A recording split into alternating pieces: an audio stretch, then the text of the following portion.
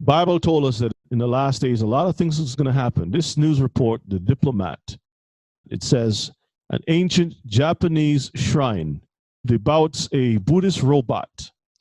A high-tech twist hopes to offer Buddhist wisdom that's easily understood by younger generations in Japan. So what they did, family, they went out and they designed a god, a deity.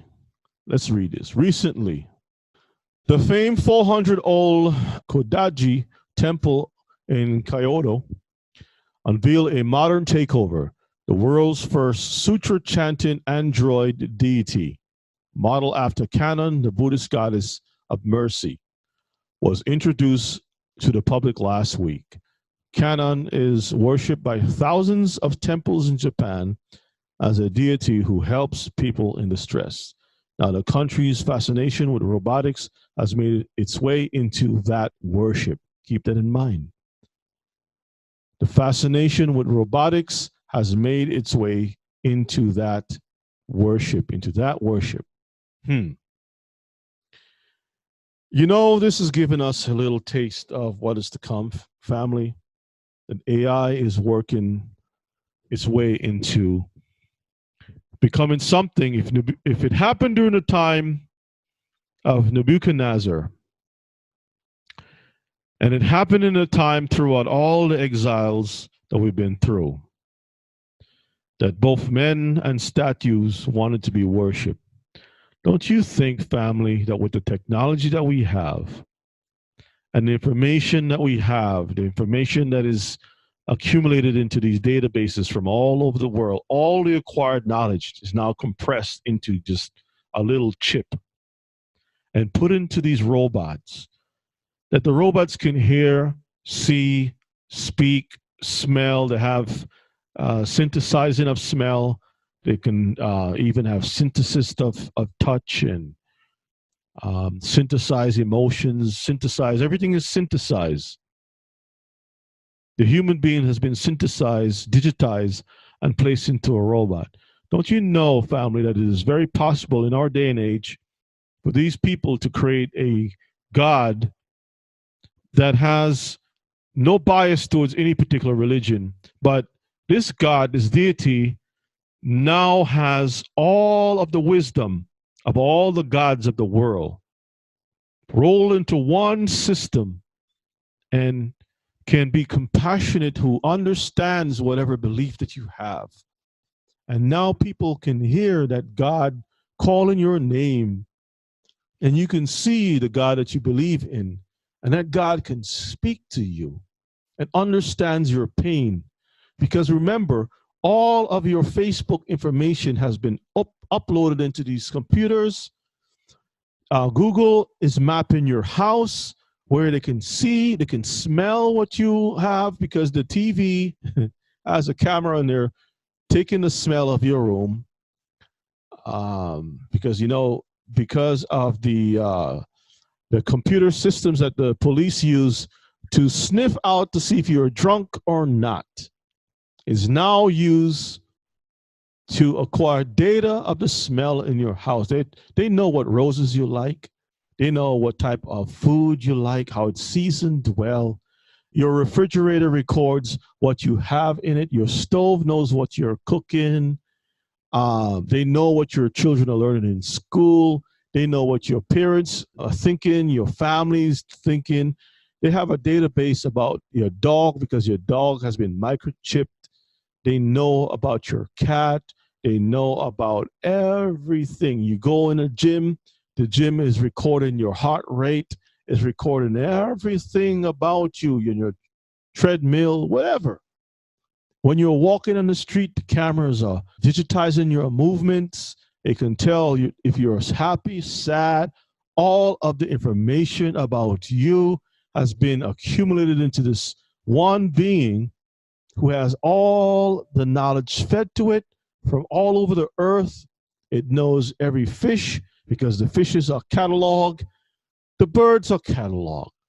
The climate is cataloged. The soil has been cataloged. You have apparatus in the soil to test the temperature machines that can taste the soil, the pH, the water. It can tell this being knows everything.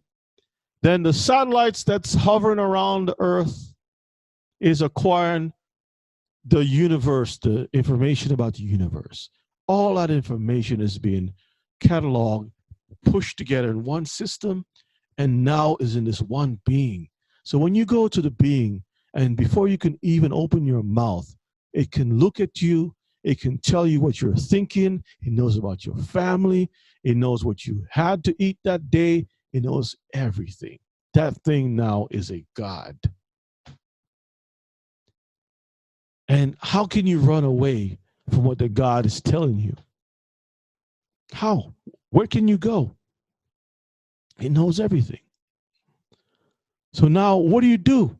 You have to bow down and worship that God because it knows how you feel. So they are setting the stage for this thing. The resultant Android version of Canon named Mindar stands on a pedestal. Pedestal. Pedestals are where you put your statues on. You know that? That's that Greek thing where you have that column and the guy is standing there on top naked with the little leaf, or the bust of the woman is on a pedestal.